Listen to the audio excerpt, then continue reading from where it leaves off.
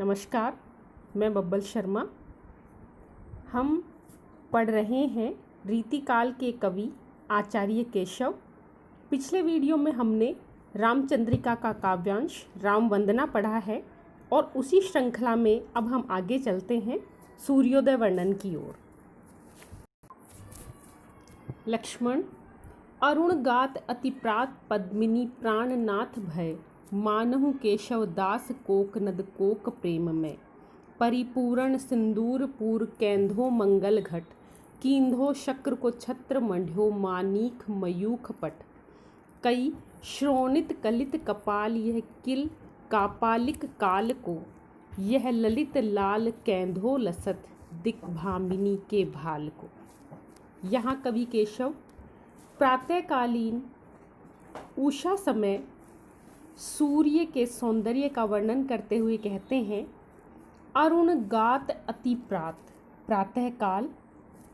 जब उषा की किरणें दिगांत में चारों तरफ प्रसारित होती हुई दिखाई देती हैं। अरुण गात तो सूर्य लाल रंग के गात को, लाल रंग के शरीर को धारण किए हुए प्रकट होते हैं।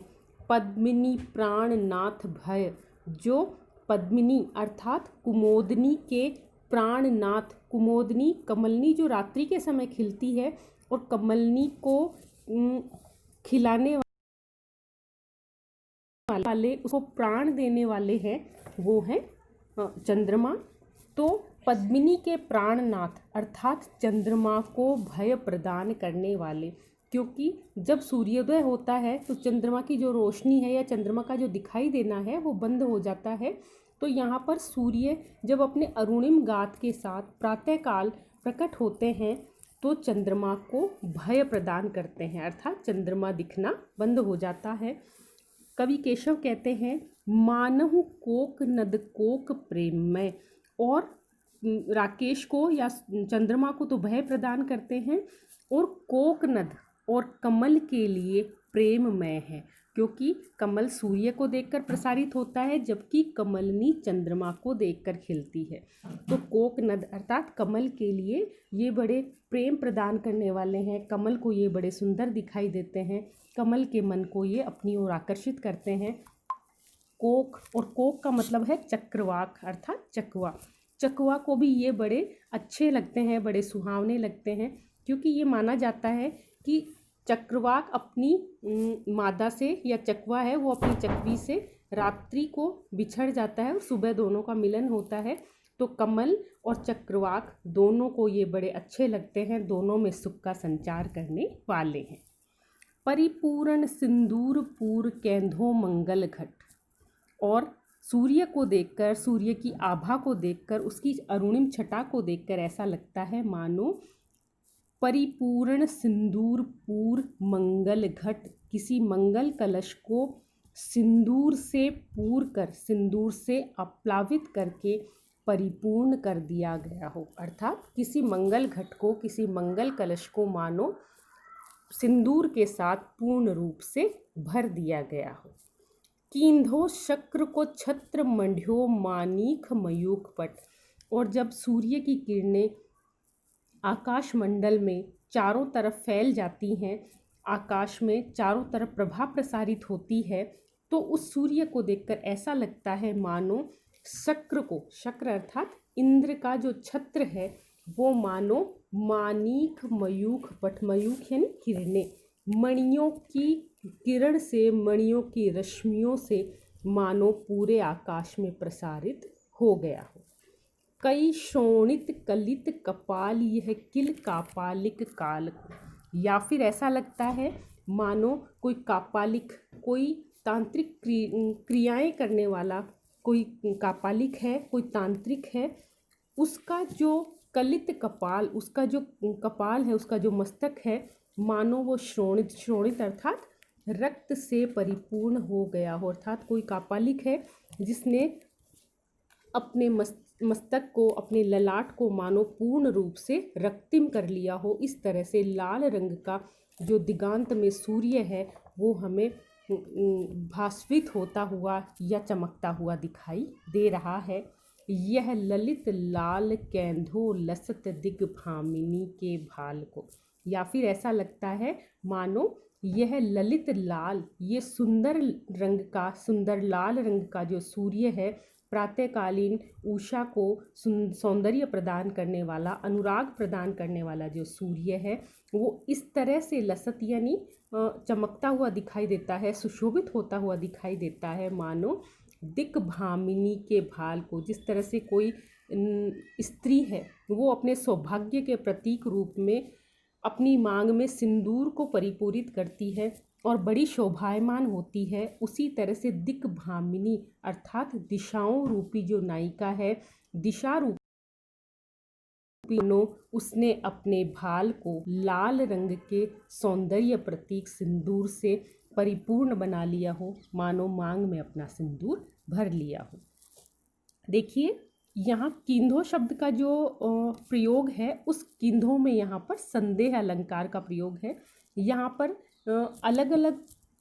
कल्पनाओं के रूप में सूर्य की सौंदर्य को, सूर्य की अरुणिमा को देखा जा रहा है, इसलिए यहाँ संदेह अलंकार है। कोक नद कोक, इसमें अनुप्रास अलंकार है। और एक यहाँ पर हम जब पढ़ते हैं तो कई शोणित कलित कपाल, ये किल कापालिक काल को, इसमें काव्य दोष है। काव्य दोष इसमें यह है कि सूर्य के सौंदर्य का वर्णन करते समय यहाँ पर इन्होंने जो इसकी कल्पना की है, यहाँ पर जो उपमा दी है इन्होंने, वो कापालिक तांत्रिक के रक्तिम कपाल से दी है, जबकि यहाँ सौंदर्य का वर्णन है। तो इसमें जो ये इन्होंने उपमा के रूप में या प्रतीक के रूप में ये जो कापालिक का शोणित कलित कपाल काम में लिया है, वो काव्य के दोष की संज्ञा में आता है, तो इसमें ये काव्य दोष है। राम व्योम में मुनि देखी जई, अति लाल श्री मुख साजही, सिंधु में बड़वाग्नि की जनु ज्वाल माल विराजही, पद्मरागिनी की किंधो दिविधूरी पूरित सी भई, सुरबाजिन की खुरी अति तीक्ष्णता तिनकी है। राम व्योम मुनि में देखिजे, राम कहते हैं कि हे मुनि व्योम में देखिजे, कि आकाश में जब सूर्य की प्रभा को हम देखते हैं तो देखने पर ऐसा लगता है अति लाल श्री मुख साजही, कि अत्यंत लाल सौभाग्य से युक्त किसी नारी का मुख हो, किसी नारी का सौंदर्य हो, वो लालिमा के साथ सुंदर रूप में दिखाई दे रहा हो। सिंधु में बड़वाग्नि की जनु ज्वाल माल विराजही, या फिर सूर्य को देखकर ऐसा लगता है मानो समुद्र में बड़वाग्नि की जो ज्वाला है वो मानो चारों तरफ फैली हुई दिखाई दे रही है।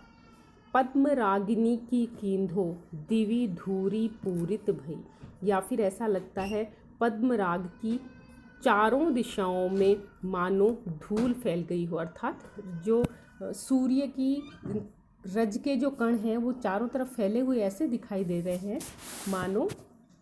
जो आभा वाले कण हैं या प्रभा वाले जो कण हैं, पीला जो पद्मराग है, मकरंद या पराग हम जिसको कहते हैं फूलों का, मानो वो दिशाओं में परिपूरित हो गया हो। जिस तरह से धूल है वो आकाश में चारों तरफ, दिगांत में चारों तरफ फैली हुई दिखाई दे जाती है और सब कुछ ढक लेती है, उसी तरह से आकाश में मकरंद पीले रंग के पराग के समान जो सूर्य की किरणें हैं, सूर्य की आभा है, वो परिपूरित हुई सी दिखाई देती है। सुरबाजिन की खुरी अति तीक्ष्णता तिनकी है,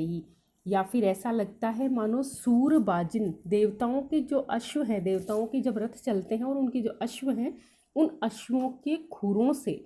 अति तीक्ष्णता तिनकी है, ऐसा लगता है मानो आकाश में धूल उड़ गई हो और चारों तरफ पीले रंग की धूल, पीले रंग की रज पूरे आकाश में व्याप्त हो गई हो। इस तरह से सूर्य की आभा को बड़े अलग अलग रूपों में, अलग अलग कल्पनाओं के रूप में केशव दास ने यहाँ बहुत ही सुंदर ढंग से प्रस्तुत किया है। धन्यवाद।